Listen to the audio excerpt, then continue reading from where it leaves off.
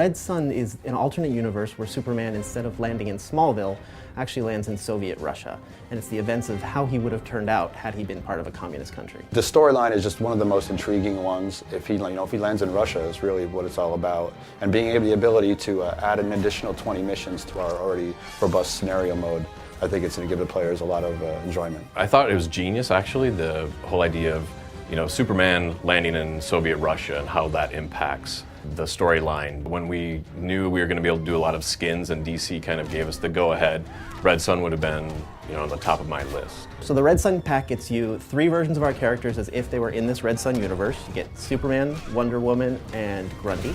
It also includes 20 Star Lab missions, which are these stories that take place throughout the Red Sun comic book arc. The Star Lab missions are pretty much the natural evolution of how we've done our challenge missions in the previous games. What we're doing this time around is focusing a lot more on unique individual missions where they're a lot more elaborate. So you get to do a variety of different things, whether it's play something like a 2D side-scroller for a mission or break into a building for a mission. It's just gameplay mechanics that you don't traditionally see as just fighting back and forth.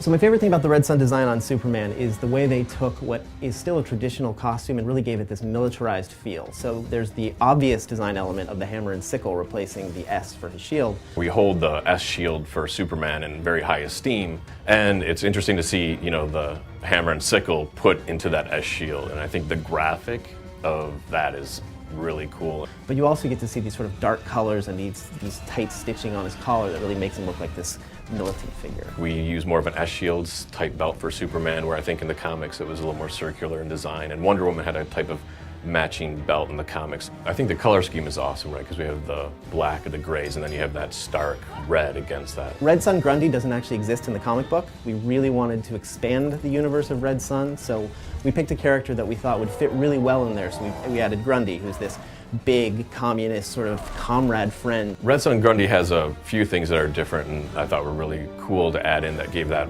kind of Soviet flavor. And it's the fur hat that we all think of. He has lots of little medals on that you might not see in gameplay. Also in his back he has the sickle reminiscent of the hammer and sickle, and those are one of the weapons that he has. He really fits in well with the universe, but it gives fans a chance to see something completely new that they didn't see in the comic book. Everyone around here sort of knows that Superman is my favorite character, so even though it deeply pains me to see that hammer and sickle on his chest, he's my favorite because he'll give me a chance to really beat the crap out of this Soviet Superman.